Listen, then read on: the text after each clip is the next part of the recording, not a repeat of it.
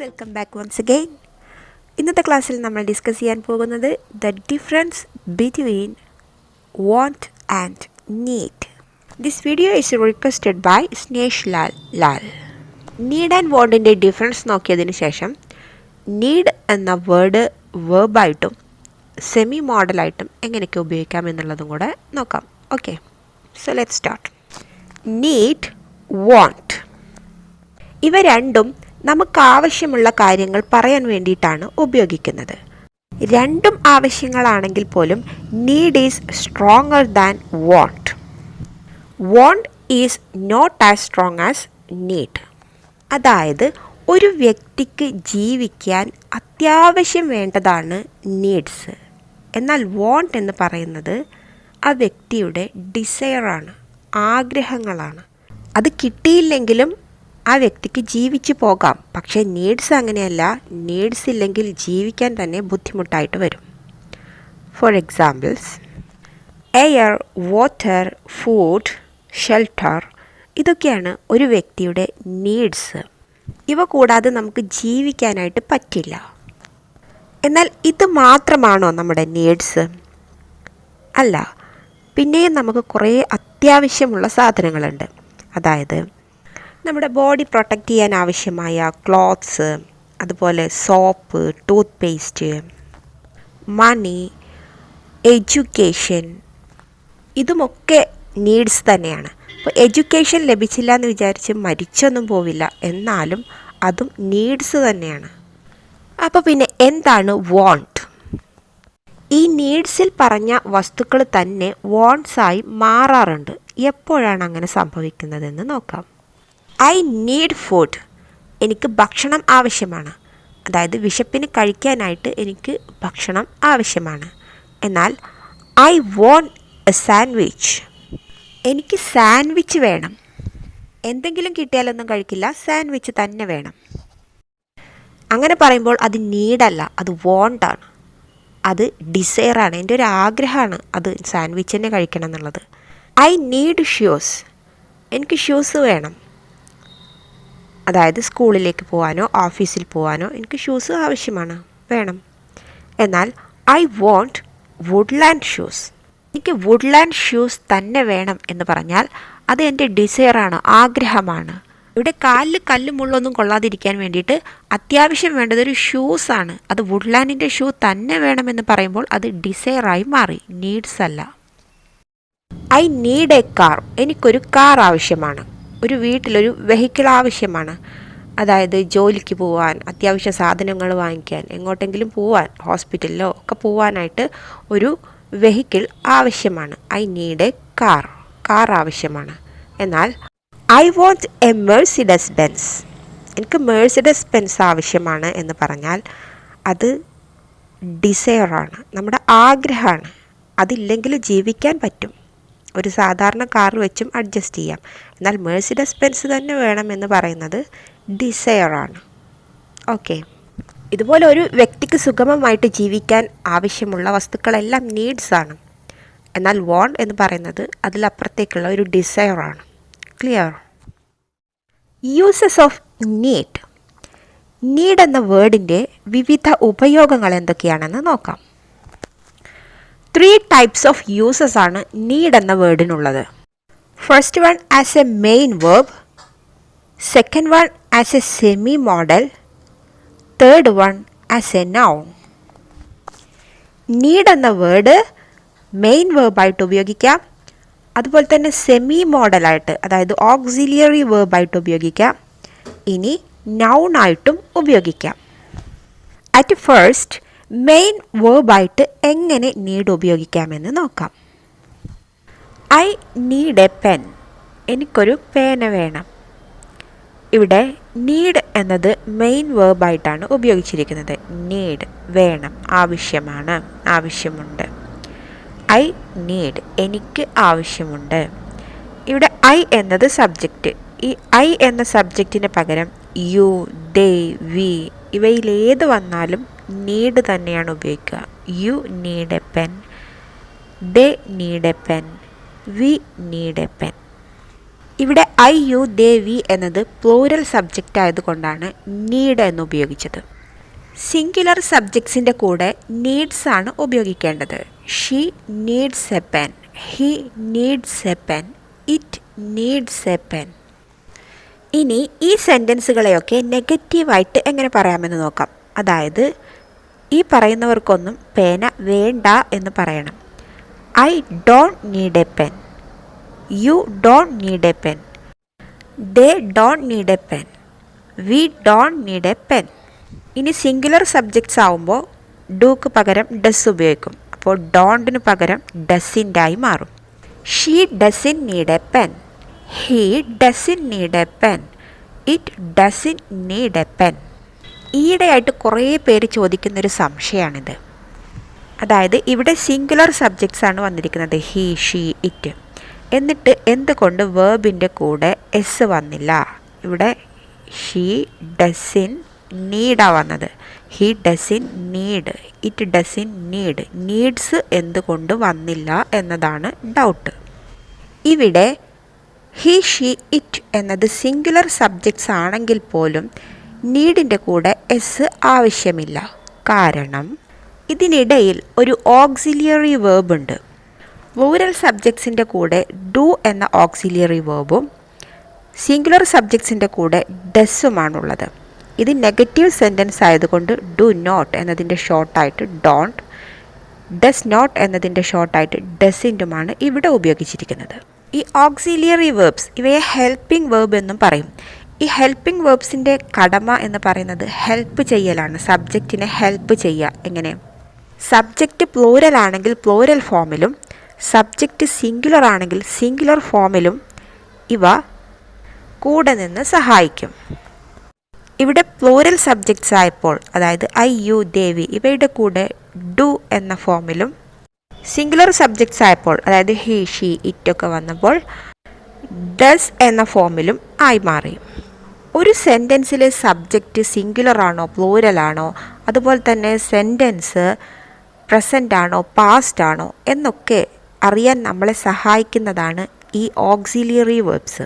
ഈ സെൻറ്റൻസിലുള്ള do does ഇവ നമ്മളോട് പറയുന്നത് ഈ സെൻറ്റൻസിലെ സബ്ജക്റ്റ് പ്ലൂരൽ ആണോ സിംഗുലർ ആണോ എന്നുള്ളതാണ്.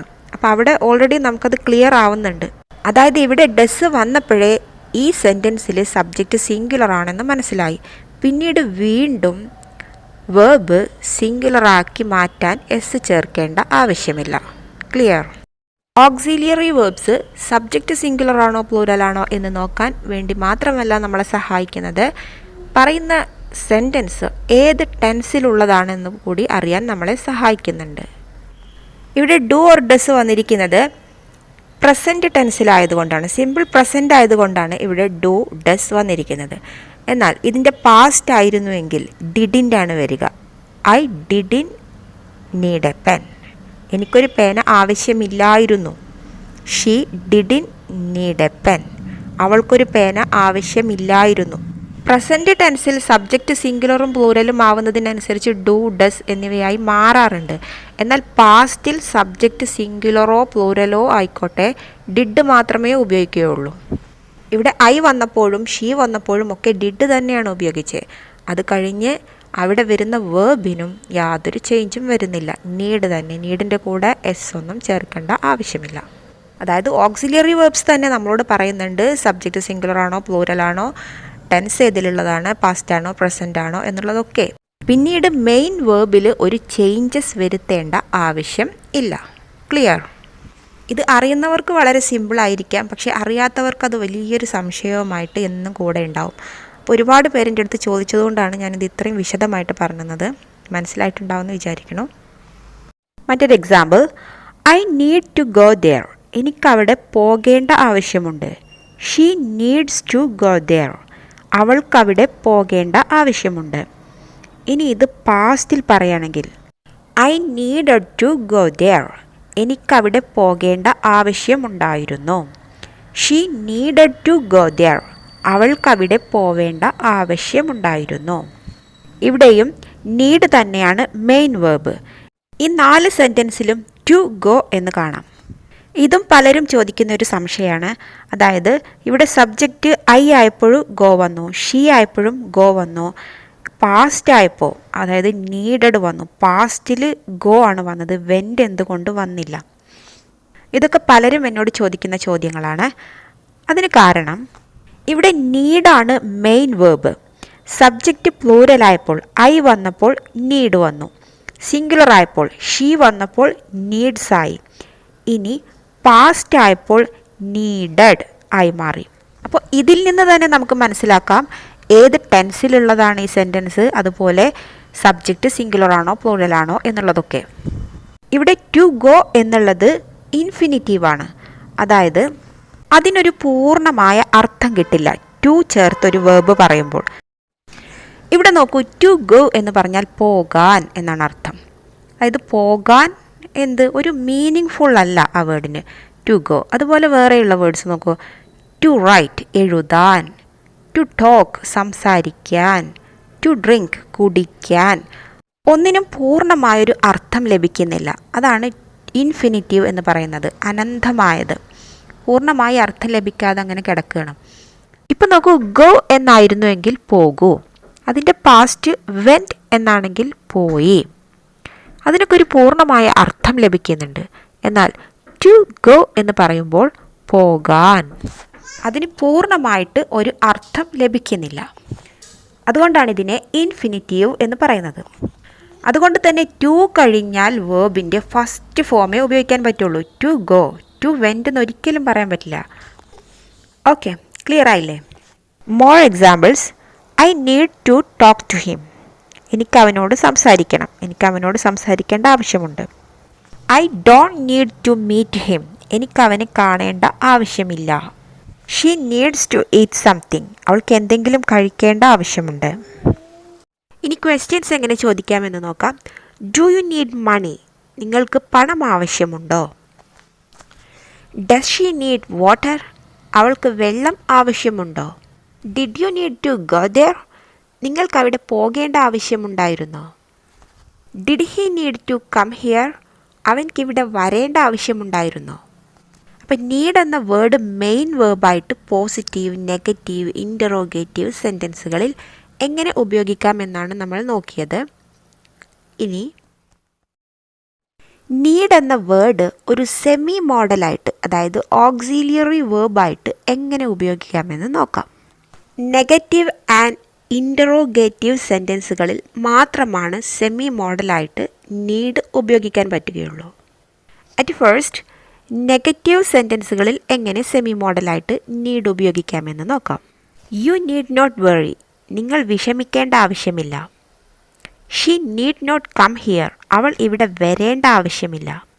ഇവിടെ നോക്കൂ, പ്ലൂറൽ സബ്ജക്റ്റായ യു വന്നപ്പോഴും നീഡ്, സിംഗുലർ സബ്ജക്റ്റായ ഷീ വന്നപ്പോഴും നീഡ്. കാരണം ഇവിടെ നീഡ് ഒരു മോഡൽ വേർബായിട്ട്, സെമി മോഡലായിട്ടാണ് ഉപയോഗിച്ചിരിക്കുന്നത്. നമുക്കറിയാം modal verbs will, would, shall, should, അതുപോലെ സെമി ആണെങ്കിൽ ഓട്ട് ടു, ഡയർ തുടങ്ങിയവ. അവയുടെ ഒന്നിൻ്റെയും കൂടെ സിംഗുലർ സബ്ജക്റ്റ് ആവുന്നതിനനുസരിച്ച് എസ് ചേർക്കാറില്ല.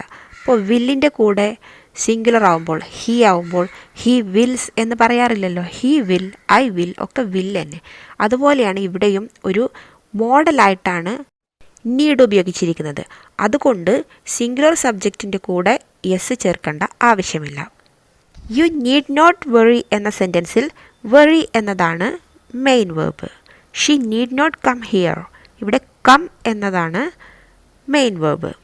അതായത് സെമി മോഡലായിട്ട് ഒരു നെഗറ്റീവ് സെൻറ്റൻസിൽ നീഡ് ഉപയോഗിക്കുമ്പോഴുള്ള സെൻറ്റൻസിൻ്റെ structure subject plus need not plus V1 വേർബിൻ്റെ ഫസ്റ്റ് ഫോം.